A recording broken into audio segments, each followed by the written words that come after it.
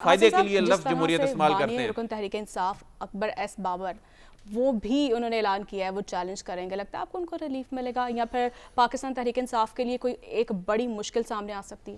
دیکھیں 13 سال بعد اکبر ایس بابر صاحب جو ہیں وہ کاغذ لے کر پہنچے ہیں. 13 سال تو ان کو دفتر میں کسی نے الاؤ ہی نہیں کیا اور انہوں نے کوئی اس طرح کے کاغذات پہلے تو نہیں لے کر آئے.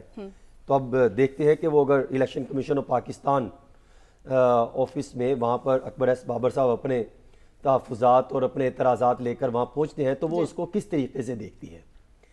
لیکن اس سارے معاملے میں انٹرا پارٹی الیکشن کو جو آپ نے دیکھا، کیا آپ کو اندازہ ہے کہ ملک کمزور جمہوری ڈھانچے کا شکار کیوں ہے؟ یہ اس وجہ سے ہے کہ سیاسی جماعتوں میں جو اصل جمہوری کلچر ہے پروان نہیں چڑھنے دیا جاتا، اور یہ ابتدا ہوتی ہے انٹرا پارٹی الیکشن سے. وہاں پر تو آپ جمہوری کلچر کو فروغ نہیں دیتے اور سیاستدان باتیں کرتے ہیں فری اینڈ فیئر الیکشن کی، باتیں کرتے ہیں وہ لیول پلینگ فیلڈ کی، باتیں کرتے ہیں وہ جمہوری کلچر کو پروان چڑھانے کی. اس سارے تناظر میں اگر دیکھا جائے تو کہیں پر آپ کو کسی سیاسی جماعت میں یہ چیزیں نظر آتی ہیں؟ چلے مان لیا شریف خاندان میں 4 اہم ترین جو عہدے تھے وہ ان کے پاس چلے گئے، پیپلز پارٹی میں اہم ترین عہدے وہ ایک خاندان لے گیا.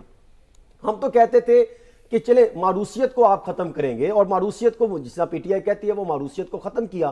وہ کہتے ہیں کسی ایک خاندان کے پاس سیٹیں نہیں آئی. لیکن سوال یہ کھڑا ہوتا ہے کہ کیا آپ نے کوئی شفافیت چیز رکھی اس میں؟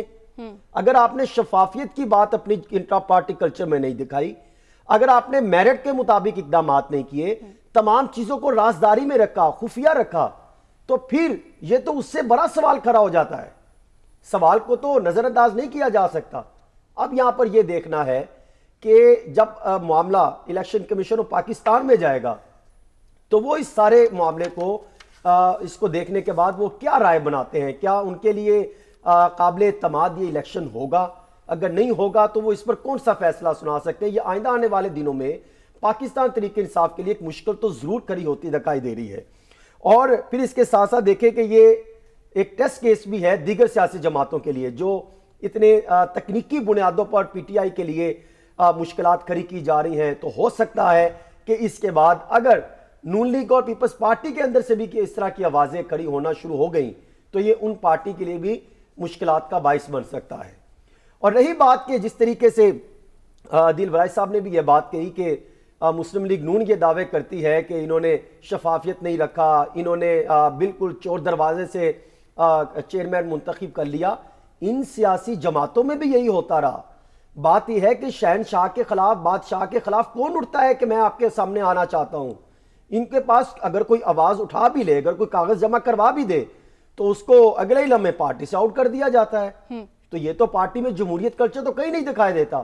لیکن میرا صرف وہیں پر سوال کھڑا ہوتا ہے کہ وہ سیاسی جماعتیں، اب زرداری صاحب والی پارٹی پیپلز پارٹی کا دیکھ لیں کہ جب اس پر سوالات اٹھائے، میں نے کچھ تحقیق کی اور ڈیٹا نکالا کہ جب اس پر سوالات اٹھائے کہ آپ نے 2017 میں جب یہ انتخابات ہوئے تھے پاکستان پیپلز پارٹی کے انٹرا پارٹی انتخابات، تو جو اس وقت سیکرٹری جنرل تھے نیر بخاری، تو ان سے جب سوال پوچھا گیا یہ بڑا آپ نے خفیہ رکھ کے الیکشن کر لیا اور آپ نے سیٹیں تو بندر بانٹ کر لی، جس پر انہوں نے جواب بڑا کمال دیا تھا. انہوں نے کہا انٹرا پارٹی الیکشن پارٹی کا اندرونی معاملہ ہے.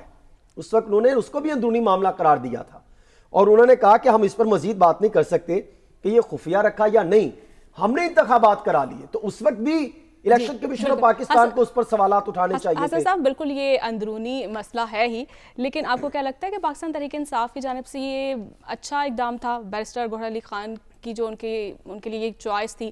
نون لیگ تو یہ کہہ رہی ہے کہ یہ دوسرے بزدار ہیں. دیکھیں بات اتنی سی ہے، چند ماہ قبل آپ کسی ایک پارٹی میں شمولیت اختیار کریں اور پھر آپ جو ہیں وہ ان کو پارٹی کے لیے چیئرمین نامزد کر دیں. پی ٹی آئی کے اندر دراریں تو پڑ چکی ہیں، یہ کوئی ڈھکی چھپی بات نہیں ہے. ایک طرف حلیمہ خان ہو اور دوسری طرف جو ہے وہ بشرا بی بی ہو، اور پھر پیپلز پارٹی کے سابقہ یہ وہی ہے نا. انہوں نے بھی پیپلز پارٹی کے جو ہے وہ سیٹ سے انتخابات لڑے تھے، ہار گئے تھے، اور یہ جو ہے وہ اعتزاز احسن صاحب کے آفس میں انہوں نے وہاں پر جو ہے تربیت حاصل کی ان کے چیمبر میں. تو یہ نظر انداز نہیں کیا جا سکتا. آپ کو یاد ہوگا جب یہ معاملہ آیا تھا اس وقت میں نے یہ معاملے کی نشاندہی کی تھی کہ 3-4 گروپنگ تو آلریڈی جو ہے وہ سامنے آ چکے اور پی ٹی آئی کے اندر دراریں کھل کر سامنے آ گئی. اب ایک چیئرمین بنتے ہیں کون سے فیصلے لے سکیں گے؟ کیا پارٹی کے اندر وہ پارٹی جو ہے وہ ان کے احکامات تسلیم کیے جائیں گے؟ نہیں کیے جائیں گے. اندر جو ہے ایک اچھی خاصی درار ہے. اور پھر عوام سے جو لنک تھا, جو عوام کے ساتھ اٹیچ تھی یہ پی ٹی آئی پارٹی, ان سے کیا پوچھ کے انہوں نے چیئرمین نامزد کیا؟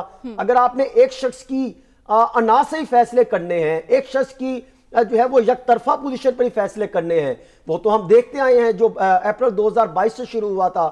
سب سے بڑا ان کی غلطی یہ تھی کہ اسمبلیوں سے باہر نکل آئے. اگر آپ ایوان میں ہوتے تو آج یہ دن نہ دیکھنے پڑتے, انتخابات وقت پر ہوتے, حالات کچھ اور ہوتے. اس وقت سے غلطی پر غلطی کرتے چلے آئے. تو میں یہ سمجھتا ہوں کہ ابھی تک وہ غلطیاں کرتے چلے آ رہے ہیں. جس طرح آج انہوں نے ایک ایسے شخص کو لا کے چیئرمین پی ٹی آئی کے عہدے پر لا کر بٹھا دیا اور بند کمرے میں آپ نے فیصلے کر لیے, تو اس پر پی ٹی آئی کے اندر دراریں موجود ہیں. میری کئی ایسی شخصیات سے جو پی ٹی آئی کے ساتھ وابستہ ہیں وہ اس پر تحفظات کا اظہار کرتی ہیں. اور ابھی جو معاملہ رکے گا نہیں. ابھی آپ دیکھیں کہ جو الیکشن کمیشن کے جو واضح کردہ اصول ہوں گے اس کو نظر انداز کیا ہے. یہ سوالات اٹھ کرے ہوئے کہ بھئی آپ نے, یعنی الیکشن کمیشن جو ہے وہ نوٹس لے سکتا, آپ یہ کہنا چاہ رہے ہیں. ٹھیک ہے حسن صاحب,